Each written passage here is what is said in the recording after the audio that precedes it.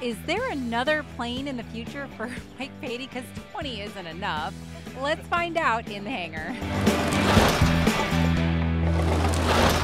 Welcome to this special edition of In the Hangar. I'm Christy Schaefer. And I'm Dan Milliken. We're at the Flying Eyes booth where you can use our code if you're here at AirVenture, taking off all caps one word, or go online to flyingeyesoptics.com to get your 10% off. Also, Clemens Insurance makes all this.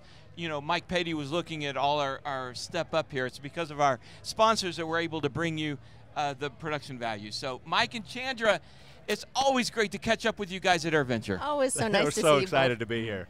We're here to see our whole family. Yeah, no, it's a big reunion every year. Come for the plane, stay for the people. Absolutely. All right, so we had this big meet and greet yesterday.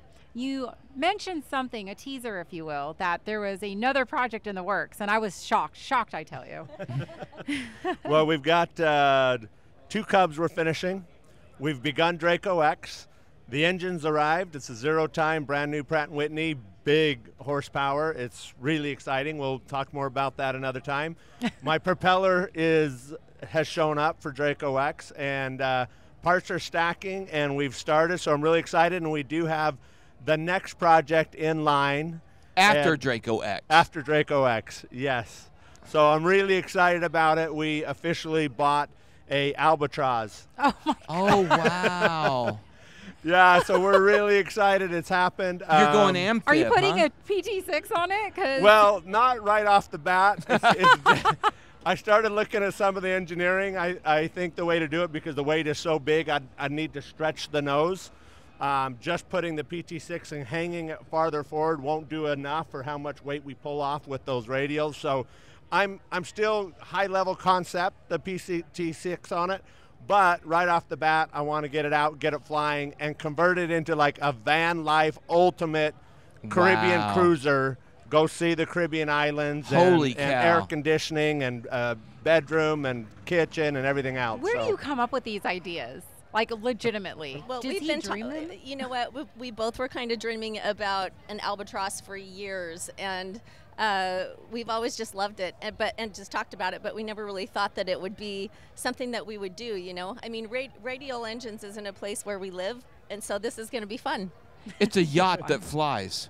That's the idea. Oh, my gosh. I've done boat racing and boating for years and years, done aviation for years and years, and I thought, you know what better thing to do than to make the ultimate touring boat life airplane. Collapsible sails, the whole. Collapsible sails. Solar, yeah. Yeah. Oh, my gosh, that sounds unique. Well, yeah, I would think there would be very little that could steal the thunder from Draco X, but you managed to accomplish that. Yeah. We'll see. We're going to call this, what, the Waco X? I don't know, like the Waco Y, the Draco Y. No names. If you got names, put them in the comments here. Yeah, we'll go I back and read them. So name Mike's new Albatross. Yeah. Leave it in the comments. Love that. All right. Well, you've got some stuff going on, Chandra. Yeah, so I'm still working on my Cub. It kind of got put on the back burner while we built our house.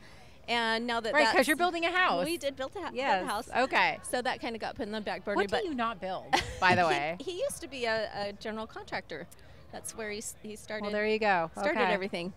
But yeah, I think the plane, it's a Carbon Cub EX3, and it's ready for fabric and an engine, a Lycoming engine. That's amazing. And you're doing the majority of the build. Yes. So are you going to be doing the fabricing and everything? Yes, I'm really excited to do the fabric. I actually did some of the fabric for Scrappy, and I just found it to be so relaxing. Really? I really enjoyed it a lot. Huh. Okay. And she's good at it. Well, of course. It stayed. It worked. All right. That's good. Okay. How's the house? The house is good. Yeah, we're really happy to be there. We empty nested ourselves, so we moved out of we bought the house next door. We moved out of it and left the kids there. So now they're renting it from us, but yeah, they're adults. How did the 3-story pool finish up? Oh, the pool's been awesome. Everything's on the internal is all done. I haven't built the platform yet. I just wanted to get settled, and kind of catch my breath a little, and then I'll go back and build the platform that moves. But all the internal pulleys and systems are all in. So now I just got to build a platform sometime one of these evenings or weekends. We'll get at it. In the middle free of Draco time. X and the Albatross. Yeah, during his free In time. the middle of the two Cubs, Draco X, and brainstorming the Albatross. How much sleep do you get each night? He doesn't sleep. He recharges. You just plug him in. Where's your USB port? Yeah. He's upgraded to USB-C now. I've been reading so much about how important sleep is, so I've really made it a goal to try and get at least 4 or 5 hours, and so I'm pushing for that every night. That's a high bar. It's an adjustment. I've never needed a lot of sleep, and I found that I'll just wake up at whatever I wake up, whether it's 4 or 5 in the morning. There's no point. I can't go back to sleep. I don't know how to turn my thoughts off on what I want to build. So if I wake up at 4, I go, and I usually don't go to bed till 1 or 2. So that's just kind of my sleep window. But when I do sleep, I go out. Like I crash. I lay down, I crash. Right. And then I wake up and I'm instantly awake. So I don't ramp up. I just start. And just so people don't think that Mike Patey is like perfect and everything. What the advice that I like to share with Mike, you still doing the Diet Cokes? Oh my goodness! I got off Diet Coke for like 6 months. or Yeah, something. Just a minute. Yeah, 6 months is just a minute. And then I decided, you know what? There's a lot of things I don't do. I'm going to just go ahead and grab onto my Diet Coke. Right? That McDonald's Diet Coke is amazing. Okay, fine. So that's how it's Diet Coke is the fuel that we use Dan for. goes to sleep after me, and he wakes up before me. you? Like when we're here at Oshkosh, and I'm like, "What are you doing?" He's like, "Editing." Run on Diet Coke the whole time. I don't do the highly caffeinated stuff. And as a matter of fact, I try to mix in caffeine-free Diet Coke. Literally all he drinks, though. He doesn't drink water, doesn't drink coffee, doesn't drink tea, nothing. It is Diet Coke. That's accurate. The variation is the caffeine-free Diet Coke. There is no other. You would think, Mike, we could get a sponsorship. You would think they would. No. just Have you send seen it his to him. Diet Coke tattoo? I'm just kidding. Oh, No. no, that's my iced tea. See, He's got Diet Coke socks. though. I do. He I really do. does. I'm not wearing okay. them, but I do have them. No, he legitimately has Diet Coke socks. We're just going to get him Diet Coke swag. Yeah, I actually, my wife wanted to see me drinking more water, so now I alternate. So it's really been good to just kind of focus on the health. Our age is sneaking up. I hate to admit it. And so I'm like, I may feel like I'm still going strong and fast, but I got to take care of myself. So I drink a lot of water now. How old are we now? Oh, really? Yep. I do too. I drink at least like an 8-ounce bottle every 3 or 4 days. I mix it in with the Diet, in between Diet Cokes. Do you blend it? No. Yeah. Yeah, well, I let the ice melt. That's what I do. So I drink a lot of water. I let the ice melt. Oh my So, gosh. Yeah, you guys. it's not a problem. And Chandra, you need to understand, the Diet Coke is not a problem. It is a solution. Hey, I'm a tea junkie. Oh. I get it. Okay. Yeah. All right. We built in a tea cabinet in my house, so I have all my tea. So I have the same thing. I have the same thing. I love tea. I don't drink coffee. I quit coffee several years ago, and I love tea. But I'm addicted to the water with the Mio in it. Those little bit of flavoring in it. Yep. So I'm hydrating, but thanks Mio. Like,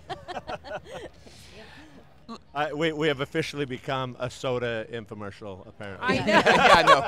Well, let's move it away from that for a minute. Last year, when we had you guys on here, you had just dead sticked turbulence from 23,000 feet. How did that all end up? I have news in my email I haven't had a chance to read. It's been a very, very slow process.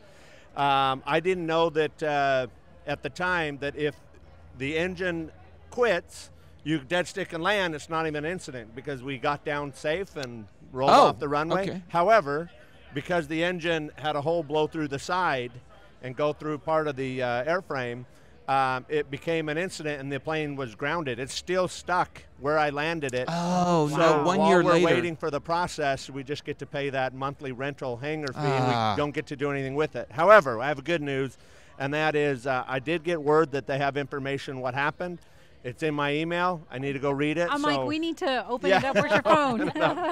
and kind of digest it, and I have a meeting with Pratt & Whitney, and they're going to tell me all about what's happened. And I'm really excited to share that and kind of maybe hopefully see something that shed light on how people take care of their engines, the importance of running the temps within limit. I really believe, and we'll see, I really believe it had to do with whoever had it before, how it was operated, because the way that engine failed is so rare, right? rare. It's Yeah. unbelievable. I mean, it's just remarkable that it happened, and I just feel fortunate we got it down. And now let's find out what it was and see if we can help educate people so it doesn't happen again. Absolutely. So I'm just surprised it's been a year, and yeah, I thought you had it back in service within a month or two, but I wish. And I also was looking for an engine. I did find a bigger one. I was going to make it a bit bigger one, of faster. course. I found a Dash 52. Oh. It showed up. I did some measurements. I knew the fuel controller system was a bit bigger. There's a few things. And at this point, I'm going to go back to the original, so I'm looking for another Dash 42, because the Dash 52 would have meant another modification to the entire firewall, which would mean moving the avionics panel, Right. moving everything. And I just said, you know what? 385 knots is fast enough. Let's just find the Just a original little and not bit. have to build. I'd rather spend more time building another airplane than completely cutting apart the whole front of that one. which is what you're doing. I with was going to two. say the Albatross, yeah. and Draco X. Oh my gosh. Well, okay, we talked about the flying yacht. Talk about what Draco X is going to look like and be like. Is it going to be extremely similar to Draco? Yeah, it's going to be really similar. There are some modifications. I am doing bigger ailerons. I made Draco's ailerons bigger, but I didn't expect Draco's wing, because we changed that airfoil, to work so well. I thought it would get 10 knots slower on the stall, Right. and it got almost 20 knots slower on the stall. And at that slow a speed, the ailerons were a bit soft in specifically crosswinds and everything else, and so I wanted a lot more aileron. So we got bigger ailerons, we got even bigger flaps, we got bigger wings. Further changed the wing design. I'm adding a secondary wing spar. I'm going to do a box beam spar and really beef up its gross weight capacity. Even though I Wow. won't use it, I just want a lot more robust wing. I may want to hang some motorcycles off it again, like I did Right. Scrappy. Right. And then there's some wing designs. I really love the double slats I did on Scrappy. Yeah, that was incredible. They worked so unbelievably well. It was just mind-blowing, and so I want to integrate that into Draco X. It's a real challenge because I'm using the midsection of the original wing, where Scrappy, I redesigned the entire wing from middle, everything out. And so to try and integrate into someone else's design is a bit of a challenge, but I'm still trying to do it. So that's a 50-50 right now, but I'd love to see the double slats. Of course, a much bigger, more powerful motor, and more range, more fuel. We're just taking everything more, and we got a bigger propeller. I had to add another blade to it. This aircraft will be the first aircraft I build that will have enough horsepower and thrust to exceed 1-to-1. So this aircraft is Wow. going to be absolutely insane and just awesome. I'm super excited. Draco X, 10 times cooler. Yeah, That's what uh, X is. Yeah. and there you it's go. still all based on the Wilga, and will it be red, and will it be all that? Yeah, I want it to be different, but Draco's just red. I kept Yeah, looking you at different don't things. know I if you can't, do I can't anything. not have it red. So we just want to make it a little more aggressive red. Let's Like- just make it a little Put, like, wilder. flames yeah. on it, like red flames. let's bring it right? back. Exactly. Yeah. It's fire. And when can people expect to see Draco X take to the sky? Oh, you know what? I'm not even going to put a date on that, because between the other two builds and the companies, I got a couple companies that are in the process of selling, and when you get into the tail end of that, everything stops. So I could have a 1-month pause on everything airplanes, or I could have a year pause on everything airplanes. That's probably not likely, but Right. I would lose my mind if I couldn't work on airplanes that long. So there are some unknowns that are in our future right now, and we'll see how that goes. But we're really excited about it. It's all good things. So I'm just going to say we're going to finish 2 Cubs, and we're going to go full tilt. All my nights and weekends will become Draco X. I still have to run all the businesses we do, so I'm still 10, 12 hours a day at work, and that extra 8 hours, 10 hours a night is available, and my Saturdays and Sundays are usually available. The week sneaks into Wow. them, but they're usually available. Last question I have is, you guys have been doing some kind of really big airport development. Talk about that. Yeah, we're really excited. Our airport, I felt like whoever was at the city that planned, we're only going to build for decades on one side and leave the other side empty, was like left us this blank canvas, and we are so excited. We have about a $60 million development going in with a bunch of hangars, new FBO. We're doing things really different. Every row has private entries, a suite for everyone to share on that row. There's a lot of unique things about it. We're really excited. We're bringing in aviation businesses. We'd like it to be a one-stop where you don't take your plane to this airport and that airport, whether it's paint, avionics, interior.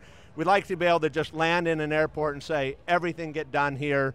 And so we're really working for an aviation business park where you show up and you take off and go hit the Rocky Mountains on the trails, ATV, hiking, all the wonderful things in Utah, while an Army tackles your airplane in a really short period of time. So that's the goal, that's the dream. Phase 1 is almost sold out. Wow. And that's a $60 million development. Phase 2 is bigger than that. We didn't think we'd launch that for 2 or 3 more years, and we may launch that in about 3 or 4 more months. Wow. Chandra, how do you guys do that, all this? You just go one day at a time. It's the Diet Coke. It's the the Diet Diet Coke. And we're back. And we're back, yeah. Bounce back. No, honestly, it's like, you know, the advice that Mike gave me actually when I started building the Cub is just tackle one project at a time. And you know, an airplane build is a lot of little projects. If you think about it that way, then you can... The wings. This and that. But, I mean, our life is kind of like that, where we have so many irons in the fire that you can only, you know, Mike is really good at setting goals and that, you know, for the day and getting through his goals at the end of the day, and then he's happy and he can relax and go to sleep, and then the next day he's got a new set of goals. You have a whiteboard that he actually does. Okay. Well, there it is, you guys. I have a big whiteboard. We secret. just make a list and we just go. And then I think for love me, the most important thing is I think a lot of people tend to start a project and look for when I get here, I'm going to stop. Like, I'm going to finish this and then I'm done. And for me, that's what stops the project. I'm not trying to find the stopping point.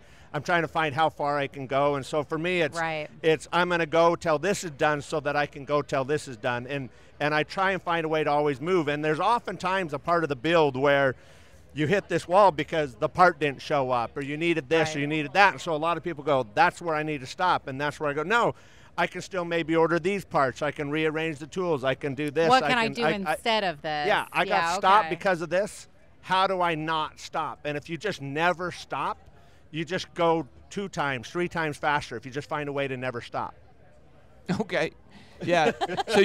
So my takeaway is it's okay to have a whole bunch of irons in the fire, but not to look at all those because it might discourage you. Instead, you got them all in the fire, you take one iron and you work it. And if that iron is a problem, set it aside, go to the other iron, and you work it one bite at a time. That's the right. elephant. Absolutely. And it makes me happy. And when I get projects done, it builds me. I get more energy. So if I tackle one big cowling project, I'm like, wow, that's done. Look how much we got done. Let's start another mold. Let's start another something. Let's just go. Let's get after it. Get back to work. That's where get back to work came from. Yeah, exactly. I'm like, I've heard that somewhere. Well, all right, we're going to get back to work. Thank you so much for coming and sharing with us. Thanks for having always us. a Thank pleasure, you. We're you always guys. happy to be here. All right, and thank you guys for watching. Don't forget our sponsors. We mentioned Clemens Insurance and Flying Eyes, but we also got 67 Designs, best camera tablet mounts out there, Marshall Protective Services, MPSprotects.com, Z-Vision, the brightest landing and taxi lights out there, and also Colton Mortgage, ColtonTakingOff.com. Thank you, guys. We'll see you next time. On In the Hangar.